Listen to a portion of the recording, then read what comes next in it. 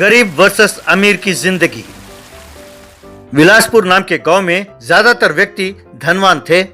गांव के एक ओर उन धनवानों का घर था तो दूसरी ओर गरीबों की झोपड़ी थी। धनवानों का घर खूब विशाल और आलीशान थे। ज्यादातर लोगों के घरों में स्विमिंग पूल भी था। उस गांव में सिर्फ एक ही कमी थी कि जमीन के अंदर पानी नहीं था। चाहे जितना गहरा खोद लो, पानी नहीं आता था। उनके पास एक ही चारा था कि सरकार से पानी का पाइपलाइन लगवा दें। कुछ दिनों बाद उन सब धनवानों ने मिलकर सरकारी पाइपलाइन को अपने अपने घरों में आने का प्रबंध कराया। उस पाइपलाइन को गरीबों की झोपड़ी की ओर जाने नहीं दिया। नतीजा ये हुआ कि गरीबों की पानी की समस्या दूर नहीं हुई।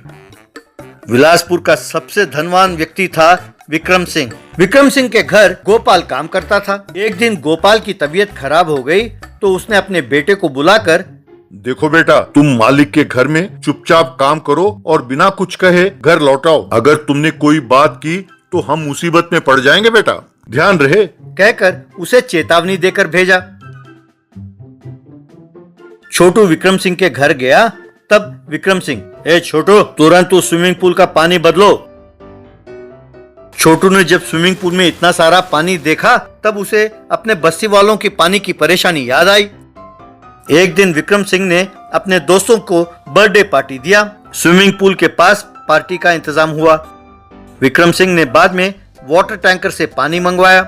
उस टैंकर के शवर लगे हुए थे। उन शवर्स से बारिश की तरह पानी छिड़कने लगे। बारिश के गाने बज रहे थे और वो रेन डांस कर रहे थे। घंटों तक वे यूं ही नाचते रहे। इस तरह उन्होंने कई हजार लीटर पानी बर्बाद किया। उसके बाद सब पानी में कूदे और काफी देर तक तैरते हुए सारा पानी गंदा किया।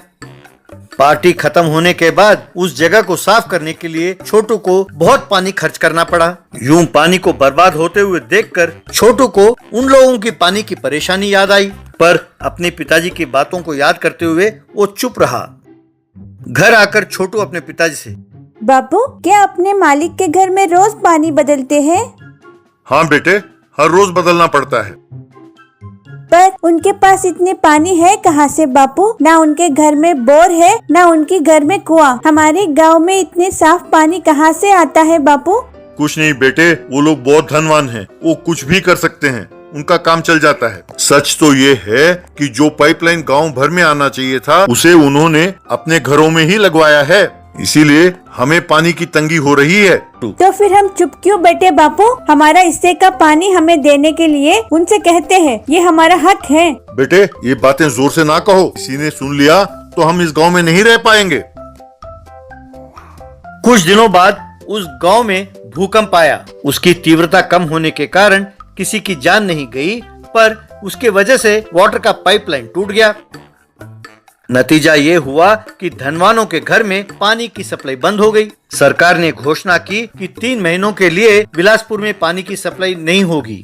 पानी ना होने के कारण बिलासपुर के धनवानों को परेशानी होने लगी। तब उन्हें याद आया कि इतने दिन उन्होंने पानी कैसे बर्बाद किया है। वे धनवान पानी की बचत तो जानते नहीं थे, तो उन्हें जो सरकार वाटर टैंकर भेजती वो बस नहीं हो रहा था। गरीबों के बस्ती में वाटर टैंकर आने लगे तो वो बहुत खुश हुए। उन्होंने बाल्टियों में, घड़ों में, बर्तनों में, आखिरकार छोटे छोटे कटोरियों में भी पानी भरने लगे और बहुत बचत के साथ पानी का इस्तेमाल करने लगे।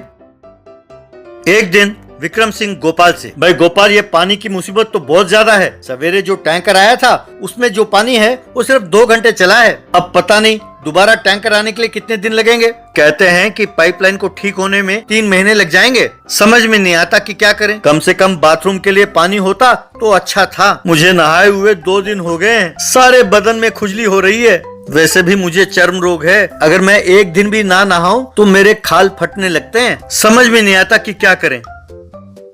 साहब, जब आप पर बंद पड़ी तब आपको पता चला कि पानी की परेशानी क्या होती है। पर आप चिंता ना करें साहब, हमने पानी बचा कर रखा है, उसे अगर आप ध्यान से इस्तेमाल करें तो काम चल जाएगा। तब बस्ती में रहने वाले गरीबों ने जो पानी बचा कर रखा था उसे साइकिलों में और ऑटो में धनवानों को सप्लाई करने लगे। धनवान बहुत खुश हुए। कुछ दिनों बाद धनवानों ने बस्ती के गरीबों को बुलाया और हमने आप लोगों को पानी का सप्लाई आने से रोका, फिर भी मुसीबत के समय आप लोगों ने हमारी सहायता की। आप लोगों की वजह से हम ये जान पाए कि पानी कितनी कीमती चीज है, इसलिए हम आपकी मदद करेंगे। फिर जब पाइपलाइन ठीक हुआ तब धनवानों ने मिलकर ऐसा बंदोबस्त किया कि अमीरों और गरीबों सबके लिए पानी का बराबरी से सप्लाई हो। यूं बिलासपुर में पानी की समस्या दूर हुई। सब पानी की बचत करने लगे और जिम्मेदारी से खर्च करने लगे। यूं बिलासपुर गांव वाले खुशी खुशी रहने लगे। भिंडी सब्जी। देवगढ़ नाम के गांव में एक सोने की दुकान थी। उस दुकान का मालिक था मानिक चंद, उसका असिस्टेंट था लड्डू। मानिक चंद को खाने का बहुत शौक था। उसकी पत्नी का नाम था कमला। मानिक चंद कमला के बनाए खानों को बड़े चाव से खाता था। वो बाहर से भी बर्गर, केक जैसे अलग अलग पकवान मंगवा कर खाता था। एक दिन मानिक चंद लड्डू के साथ शहर गया। वहां होटल में खाना खाया। बाद में होटल के मालिक से, खाना बहुत बढ़िया था। वो कौन सी सब्जी थी पता नहीं, पर बहुत बढ़िया था। वो भिंडी की सब्जी थी। आप वो नहीं जान पाए? भिंडी की सब्जी इतनी स्वादिष्ट होती है। क्या आप बता सकते हैं कि ये सब्जी आपने कैसे बनाया? मैं अपनी पत्नी से इसे बनवा कर खाऊंगा। होटल के मालिक ने सब्जी बनाने की विधि बताकर, देखिए ये स्वाद सब्जी की नहीं भिंडी की है। आपके गांव की मिट्टी में उगने वाली भिंडी की स्वाद अलग होती है। मैं आपको यहाँ की भिंडी के बीज देता हूँ, उन्हें वहाँ बो कर देखें, फसल उगे तो आपकी किस्मत है। अरे दीजिए दीजिए, हमारे मालिक का उस पर दिल आ गया है। मेरे हाथों में जादू है। मैं अगर बीज बो दूं तो रेगिस्तान में भी सेब उगाएंगे। होटल के मालिक ने एक छोटी सी थैली भरकर बीज दिए। घर पर आकर मानिक चंद ने अपनी पत्नी को सब्जी बनाने की विधि पूरा समझाया। बहुत बढ़िया, भिंडी उगने से पहले ही सब्जी बनाने की विधि बता रहे हैं। पहले उन्हें उगाओ तो सही।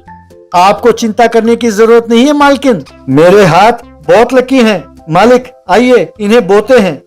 यूं मानिक चंद की देख रेख में लड्डू ने बाग में बीज बोए, फिर हर रोज उसे पानी देने लगा। कुछ दिनों बाद अंकुर निकले। सारे जले हुए काले रंग के थे। सिर्फ एक पर गिनकर 3 भिंडी लगे थे। उसे देखकर लड्डू, देखा मालिक, मेरा गोल्डन हैंड है, इसीलिए कम से कम 3 भिंडी तो निकले। अगर आप या कोई और बोता तो वो भी जल जाता। ठीक है, उसे देखते ही मुंह में पानी आ रहा है। तुरंत उन्हें ले जाकर मालकिन को दे दो। कह देना कि दोपहर को खाने में भिंडी की सब्जी एकदम तैयार हो जाना चाहिए। लड्डू ने कमला को भिंडी दिया और जो हुआ वो सब बताया। कमला ने 3 भिंडी का सब्जी बनाना शुरू किया। थोड़ी देर बाद सब्जी बनकर तैयार हुआ। मालकिन, बहुत बढ़िया महक आ रही है। आप एक खाकर देखिए, अगर अच्छा ना हो तो कुछ कर सकते हैं ना। कमला ने एक भिंडी को खाया। वाह क्या स्वाद है। मालकिन, मुझे खाने का मन कर रहा है। आप कुछ भी बनाते हैं तो मुझे भी देते हैं ना। एक मुझे दे दें और बाकी मालिक के लिए छोड़ दें। उसने ठीक है कहा और एक भिंडी लड्डू को दे दिया। उसे खाकर लड्डू ने सुपर कहकर हाथ से इशारा किया। दोपहर को मानिक चंद बहुत उत्सुकता से खाने के लिए घर आया। तब कमला और लड्डू खाने की थाली के साथ वहां आए। ये क्या, एक ही भिंडी है? अरे 3 होने चाहिए थे ना, बाकी का क्या हुआ? मैं बताता हूँ। एक मालकिन ने स्वाद देखने के लिए चखा, 2 बचे तो जो भी खाए मुझे आधा देते हैं ना, इसीलिए 2 में से आधा यानी 1 मैं खा गया। ये जो बचा है ये आपके लिए है मालिक। अरे तुम्हें अकल है, तुम वैसे कैसे खा गए? मालिक, आपको हमेशा मुझ पर भरोसा नहीं है। ये देखिए, यूं खा गया। कहकर वो जो बचा था उसे भी खा गया। बस मानिक चंद गश खाकर बेहोश हो गया।